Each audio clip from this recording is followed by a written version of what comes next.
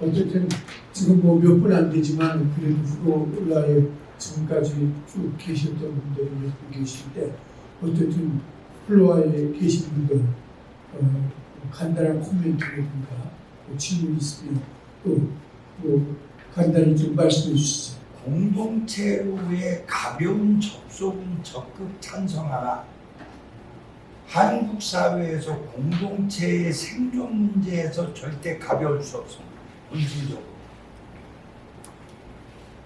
간단한 예를 들어 내가 지난 1년 동안 생명평화 재생에너지 교육을 했는데 지난 1년 동안 약 700여 명을 교육을 했습니다.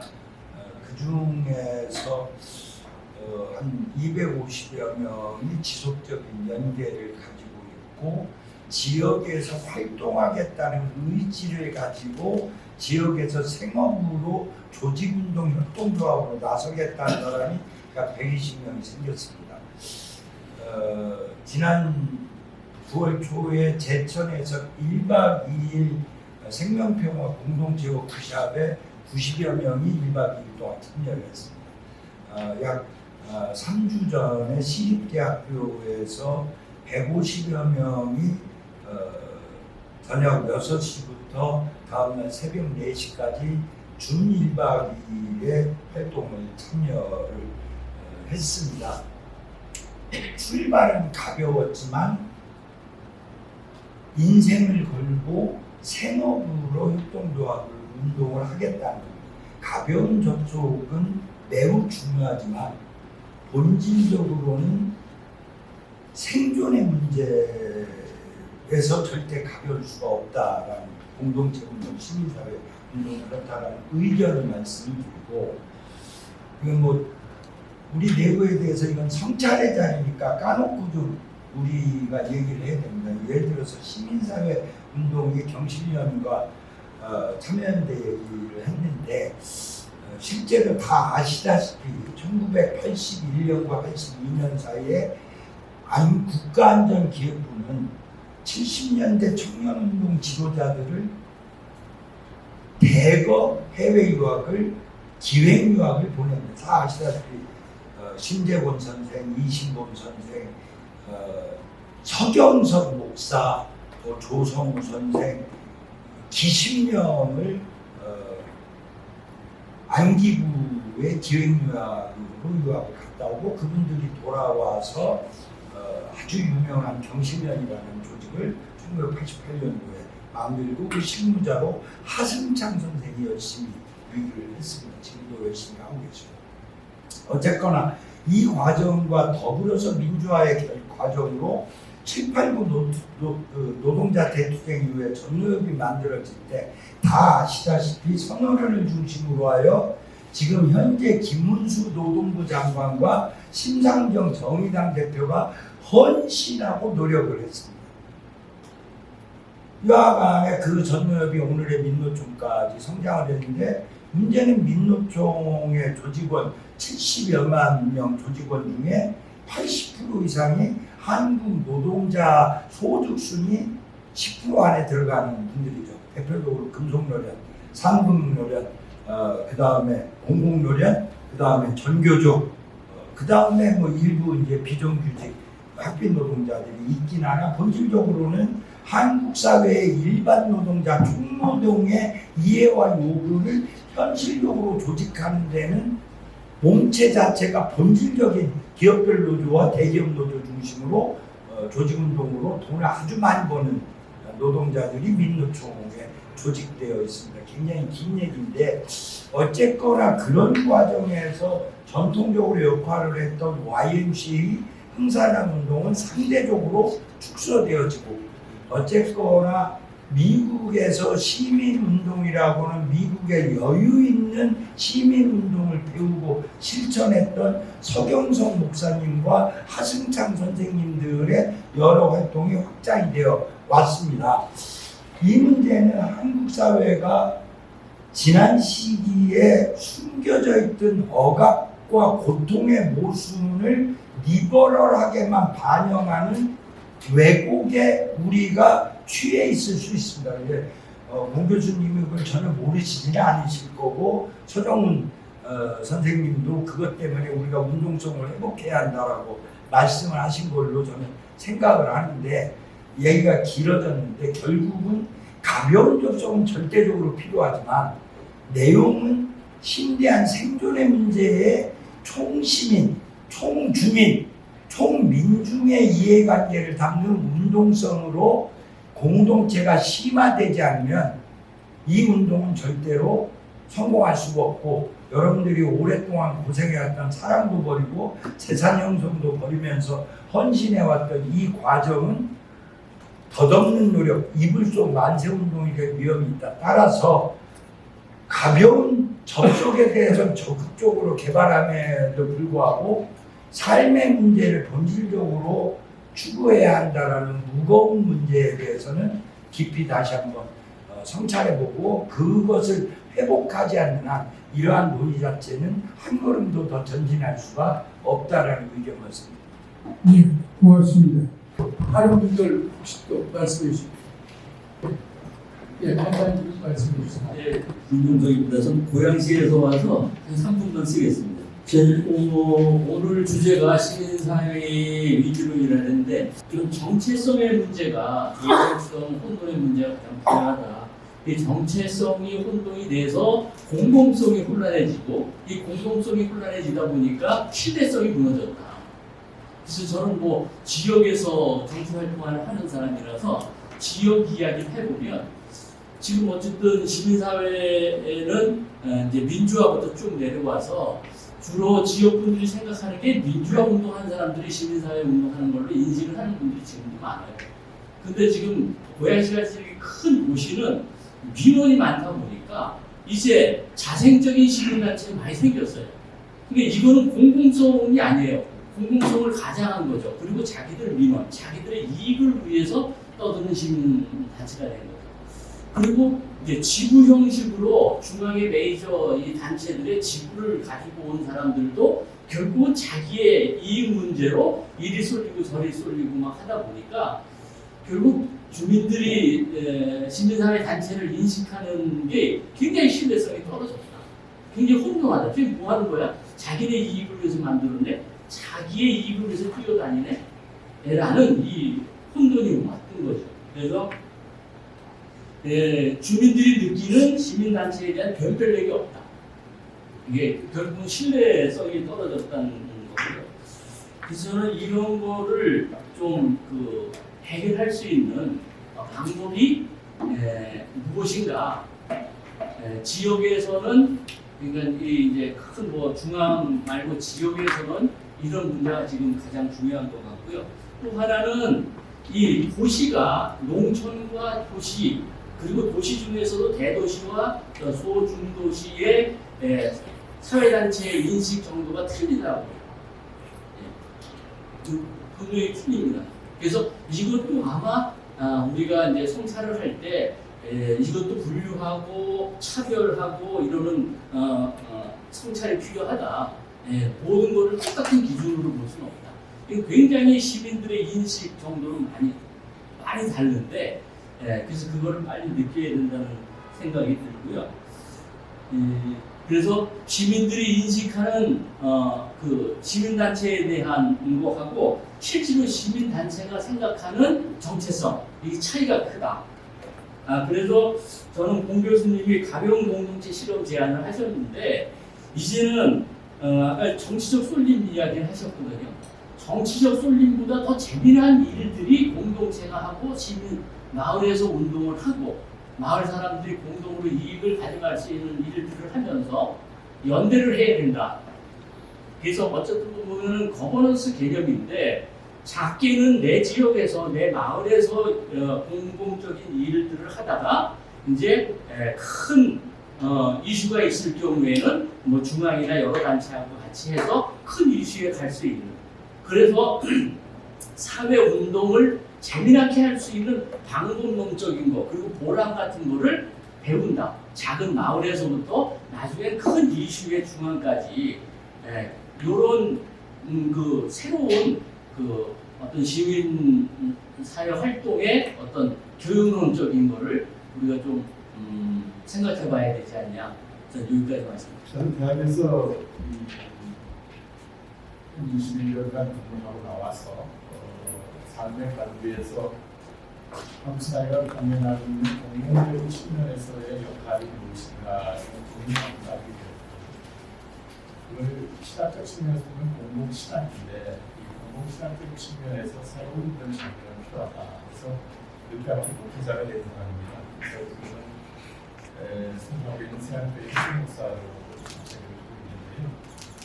제가 된 건 요즘은 그래서 제가 지금 흥사단에 관한 연구를 쓰고 있는데 고선 아치노 선생의 사상과 윤리는 많은 학자들이 썼었고 많은 생각들이 많이 발전했기 때문에 의학들이 그 책을 읽는 겁니다. 그 논문을 읽는 흥사단 같은 시민단체, 민주운동 시민단체에서 111년이 된 단체, 이런 아주 세계사에서도 좀 이렇게 찾아보기 어려운 그런 아주 훌륭한 단체이기도 분명히 고선 아치노라는 거룩한 이분이 가지고 있는 정체성이 무엇인가 이렇게 생각해 보니까 기독교 정체성입니다.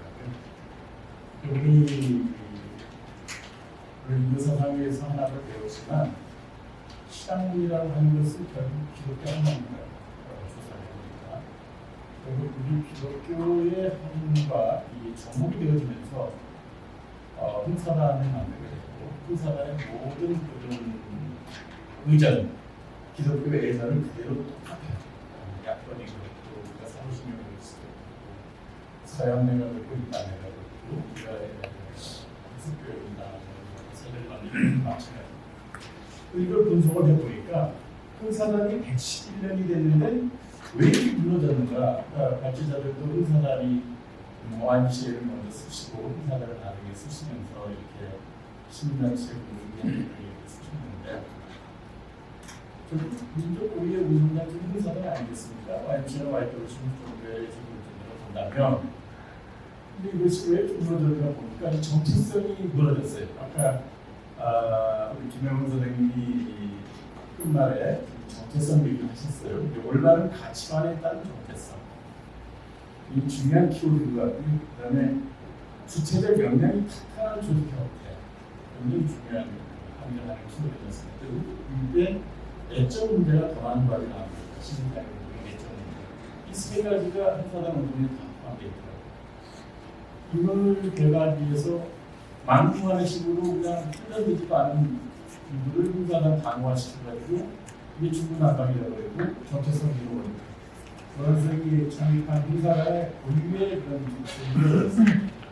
그래서 이걸 제가 분석을 해보니까 할로 학자가 얘기했나요? 이 정체성 부분이 틀이 정당성과 공익성과 지속성과 책임성이 있다.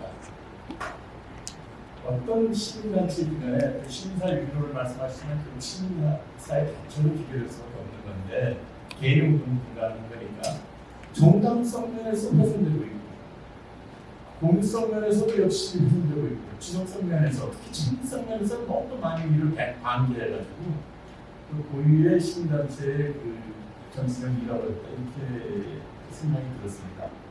그래서 제가 오늘 선생님 발제와 수호자들의 말씀을 듣고 나서 결국 위기는 그 정체성을 잃어버린 그 시민사회의 그 리더십들에 의해서 이루어지지 않을까 생각하면서 학습을 많이 했습니다. 고맙습니다. 네, 고맙습니다. 네, 저도 말씀을 드리면서 같이 역으로 학습할 효과가 있다고 생각합니다. 먼저 김기현 총장님 이야기하십니다. 시민사회의 재구성의 필요성을 전적으로 공감하고 제가 발표했던 내용이 그걸 전적으로 주장을 한다.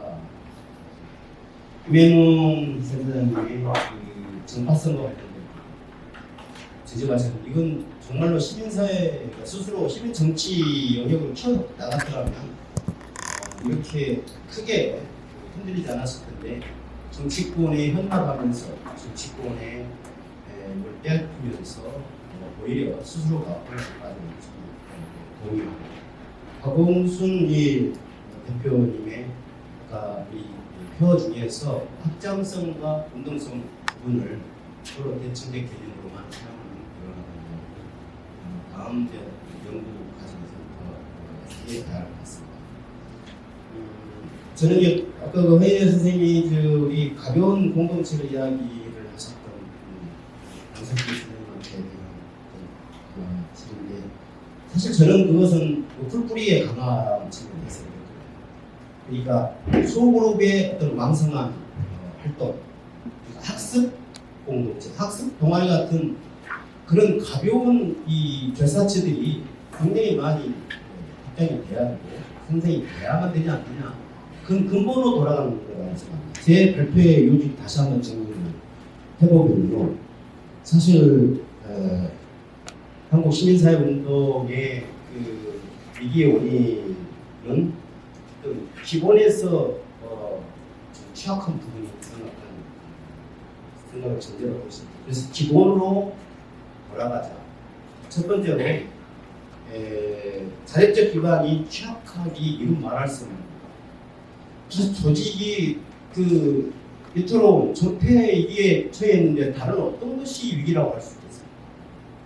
단체 활동가들에 따라 돌아오지 않고 문을 닫는 단체가 많은데 이것보다 더 이중하고 더 긴급한 위기가 어디 요인이 있겠습니까? 그래서 이것은 자립 기반이 취약하기 때문에 적신호고 대한도 역시나 이것에서 자립적 기반을 강화시키려고 해야 되고 이제부터라도 늦었더라도 시민사회의 독자적인 어떤 자립적 기반을 정말로 키워나가야 된다. 지역의 거점을 갖는 지역 재단을 만드는 것도 하나의 방법이라고 생각합니다. 그 다음에 정치권으로부터 얼마나 희동을 당합니까? 정책의 변동 때문에 민간 협력이 얼마나 흐트러집니까? 주도권 다 빼앗기죠. 이것도 역시 자립적 기반이 약하기 때문에 그렇다는 것이고 결국 이 취약성을 어떻게 극복하는 거가 관건이라고 생각합니다. 두 번째로 이 공공성의 취약, 저는 운동성과 그 다음에 도덕성과 신뢰성 이 모든 것이 공공성의 어떤 그 위기 이것 때문에 왔다고 생각합니다. 시민단체의 제1 덕목은 가치는 공공성입니다. 만약에 NGO나 시민단체가 공공성의 의무를 다하지 않고 공공성의 가치를 갖고 있지 않다면 특정 집단에게 다 사는 것이죠. 특정 집단한테 다 이용되는 것이죠. 그래서 공공성은 결국 시민사회의 정체성에 해당되는 것이고 제1의 어떤 핵심 가치이기 때문에 이게 지금 굉장히 한국 사회에서 많이 틀어져 있다. 그것으로 인해서 운동성도 떨어져 있고 신뢰성과 도덕성, 전문성이 다 연관되어 있는 부분이면서 저는 두 가지 조금이라도 늦었더라도 시민사회가 회복하는 길은 자립적 기반이고 우리가 가능한 두 번째로 정말 처음으로 돌아가서 시민사회 원래 정체성을 확립하는 의미에서 공공성이 중요한 부분인 이걸 점검하고 따라가다 그런 것입니다. 일단은 운동성 제가 지금 듣다 보니까 여러 선생님들 의견 주신 운동성, 시민에 대한 정체성, 로컬에서의 어떤 변화들, 시민을 가장한 카운터 무브먼트, 이익 집단화되는 것을 그러니까 그만큼 우리 사회가 그런 프레임에 쉽게 넘어가고 이해를 잘 못하고 있는 거죠. 그러니까 저 단체가 우리가 보면 저건 시민단체가 아닌데 시민단체라고 얘기하잖아요. 언론에서부터. 그 자체가 이미 저걸 그대로 수용하는 자체가 얼마나 이상한 겁니까? 제가 아까 농담처럼 얘기했지만 고양시에 산다고 그 사람들이 고양 시민이 아닌 겁니다. 주민이고 이익적인 어떤 지역에 사는 어떤 개인한테 이익되는 어떤 그런 사람이죠. 이익 집단의 하나의 성원입니다. 그렇지만 이익 집단이 어느 순간에 공공성을 가장할 수도 있고 어느 순간에는 공공성을 지향하는 NGO로 변할 수 있는 겁니다. 그거를 시민사회가 계속해서 함께 고민해 볼 부분이라고 저는 생각합니다. 아까 근데 제가 조금 선생님들은 어떻게 느낄지 모르지만 그 시민이 안 되는 이유가 만나지 않고 얘기하지 않고 디지털 혁명에 있어서 완전히 노예화됐다는 그 말씀을 제가 오늘 이 부분을 꼭 좀 변화되는 환경에 대해서 말씀을 드리고 싶어서 그 부분을 제가 되게 강조한 건데요. 제가 여기에 썼는지 모르지만은 그 요새 쓰는 용어 중에서 그 코비드-19 아까 얘기했지만 그 이 코로나 19로 인한 영향이 상상할 수 없는 영향을 미치고 있습니다. 시민사회도 그렇고 우리 사회에서도. 그 부분에 대해서 우리가 되게 쉽게 가볍게 여기는 것 같은데요. 일단은 만나기 싫어합니다. 그리고 만나기 싫어 보지도 않잖아요. 얘기도 안 합니다. 섞이기도 싫어해요. 그래서 사람들이 지금 선생님이 얘기할 때 그렇게 막 어떤 얘기나 뭐 자기하고 조금 다른 의견을 얘기했을 때 그냥 가버리죠. 그러니까 그거를 이제 전문 용어로 이제 제가 햅티컬리티라고 하는데 접촉 능력입니다. 지금 우리 사회에서는 약간 시민을 못 만드는 가장 큰 거는 이 햅티컬리티 접촉 능력이 없어서 그래요. 이 시민사회단체가 가장 중요한 역할 중에 하나입니다. 왜? 교육을만 되는 게 아니에요. 교육 맨날 인터넷에서 들고 다 들어도 안 변합니다. 머리만 커지지. 아까 선생님 말씀하신 것처럼 운동성으로 해가지고 그런 헌신성 가볍지 않다는 거는 그런 가볍게 해서 만남을 통해서 그 사람이 헌신과 열정을 해서 내가 NGO로 갈 수도 있어요. 그렇지만 너는 왜 NGO 단체가 안 되고 왜 성원이 안 되고 왜 안 돼? 그렇게 강제하면 안 된다는 거예요. 왜? 우리 사회는 이미 다양한 가치들이 있습니다. 옛날에 하나 예를 들면 동물복지 얘기하고 할 때 사람이 인권도 제대로 못하면서 동물권을 얘기해요. 그런 얘기하면 지금 큰일 납니다. 왜? 너무 이해 수준이 떨어지는 거예요. 우리 지금 정신병 거의 사실은 우리 사회 지금 다 거의 정신병자처럼 살고 있는 거예요. 우리가 지금. 그 정신병을 막는 가장 큰 이유 중에 하나의 요인으로 반려입니다. 상상을 초월합니다. 그 부분에 대해서 우리가 어떻게 보면 멘탈뿐만 아니라 어떤 정서 공간 이런 부분들 큰 역할을 하는 거거든요. 그 가치를 인정하지 못하고 인권 큰 얘기만 한다? 그럼 그분하고 소통을 못합니다.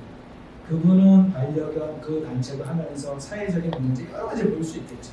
그런 확장성을 위해서는 사실은 가볍게 유연하게 열린 그런 것이 대단한 그런 구체적인 장소에서 이루어져야 되고 그런 과정 속에서 아까도 말씀드린 것처럼 이주 문제도 보게 되고 약자, 소외자 여러 부분을 보면서 더 확장이 되는 거고 그리고 그것을 해봤더니 협치를 해봤더니 안 돼. 기업은 역시 돈벌이구나. 자본주의구나. 이게 안 되는 거야. 정부가 결국은 그런 권력적인 파워에 있어서 기득권 정치구나. 그거에 대해서는 결국은 연대를 통해서 운동성을 회복하지 않으면 절대 사회가 변하지 않습니다.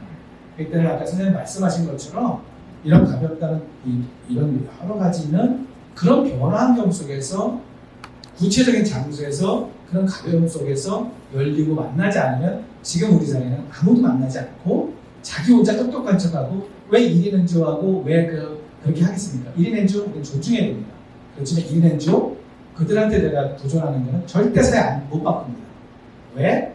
사회는 그렇게 호락호락하지 않죠. 운동과 연대로서만 바뀔 수 있다. 그런 의미에서 운동성을 강조하는 거지 그들의 역할과 참여 이런 것들 조금씩 변했어요. 사람 변화, 제도 변화 어렵다는 겁니다. 그런 의미에서 제가 말씀드리고 특별히 시민을 한 사람 한 사람 시민으로 바꾸는 그 혁명적인 그 변화는 교육과 구체적인 만남 이런 걸 통해서 이루어져야 된다. 그렇지 않고서는 안 된다. 왜? 우리는 지금 소비주의고 똑똑하고 정보, 지배체들 다 거기에 지금 완전히 노예되고 있어요. 거기서 응전하지 않으면 답이 안 나옵니다.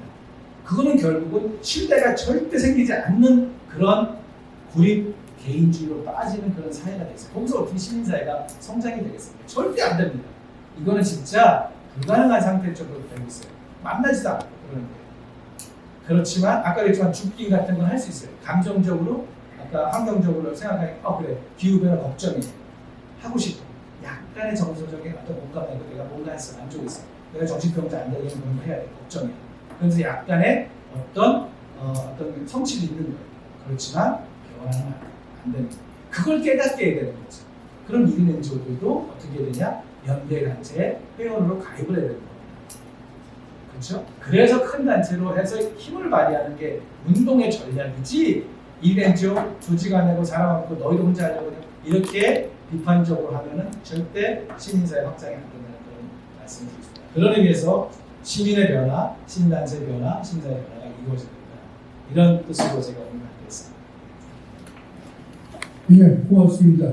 지금 두 분 발표자들의 코멘트 마지막 말씀 잘 들었습니다. 저도 그냥 간단히 한두 가지 말씀드리겠습니다.